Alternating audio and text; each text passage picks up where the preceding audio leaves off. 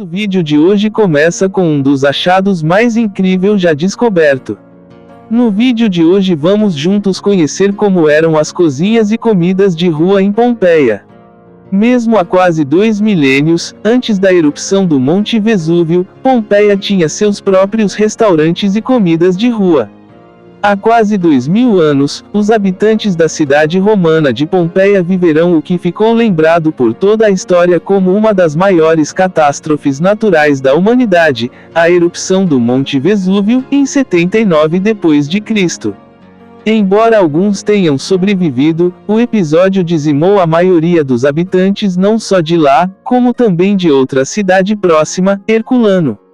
Séculos após a devastação promovida pelo Vesúvio, Pompeia e Herculano foram redescobertas, e até hoje fornecem uma série de revelações sobre a vida comum de uma cidade romana, além de achados arqueológicos impressionantes, como mosaicos, afrescos, estruturas e, é claro, as próprias vítimas da tragédia, que foram petrificadas.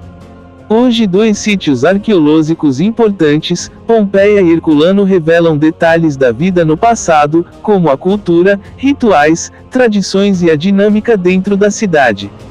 Além, claro, de detalhes sobre como eram os hábitos alimentares na região. Por exemplo, hoje já se sabe que, em meio às ruas, grandes vilas e praças públicas movimentadas de Pompeia, prosperava um aspecto notável da cultura culinária romana, a termopolia.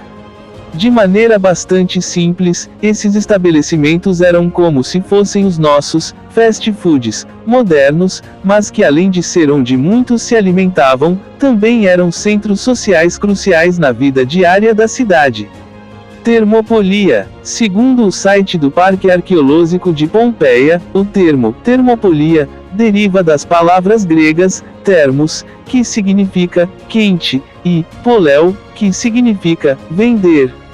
Ou seja, o local era um ponto de venda de comidas e bebidas quentes. É importante mencionar que, na época, cozinhas privativas dentro de casa era quase que um luxo. Assim, a termopolia fora crucial no dia a dia não só de Pompeia, mas até de outras cidades romanas. Essas cozinhas públicas serviam como fornecedoras essenciais de refeições prontas para o consumo, em especial de pessoas das classes baixa e média da sociedade. Esses estabelecimentos, onde os pompeianos se reuniam para jantar, já foram encontrados em diferentes lugares de Pompeia, o que sugere que eram, de fato, um marco da vida urbana. Lá, eram fornecidas refeições acessíveis e baratas, o que fazia dos espaços populares principalmente entre aqueles que não tinham cozinha. Mas além de meros restaurantes, esses locais também eram cruciais como centros sociais e culturais. Afinal, além de se alimentarem, as pessoas também poderiam se reunir, socializar e se envolver na vida comunitária da cidade, inclusive, os mais pobres. Na prática, a partir das escavações realizadas nas cidades devastadas, os arqueólogos descobriram que as termópolias eram caracterizadas, principalmente, por seus grandes balcões, onde havia jarras de terracota embutidas. Com isso, o preparo de alimentos era eficaz. Nas jarras, eram armazenados diferentes pratos, quentes e frios. Além disso, os balcões desses estabelecimentos eram frequentemente adornados com afrescos intrincados.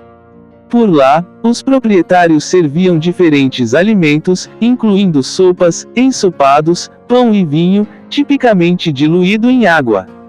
Porém, a comida era diversa, devido ao fato de Pompeia ser uma cidade que abrigava diferentes culturas.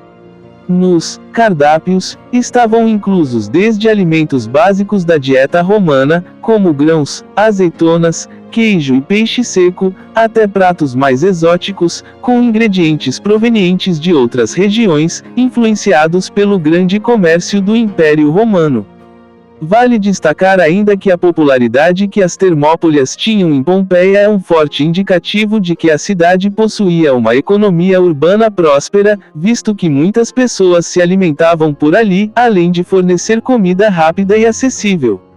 Assim, é possível observar como, mesmo com a descoberta de algo supostamente tão simples quanto uma cozinha comunitária, a arqueologia e a história se mostram áreas de estudo cruciais para entender uma sociedade tão antiga quanto aquela que habitou a costa da Itália há quase 2000 anos, e compará-la, bem como sua natureza dinâmica e diversa, com a de hoje em dia. Ainda hoje novas descobertas estão sendo feitas nesse local, deixando ainda mais um ar de mistério sobre esses povos do passado.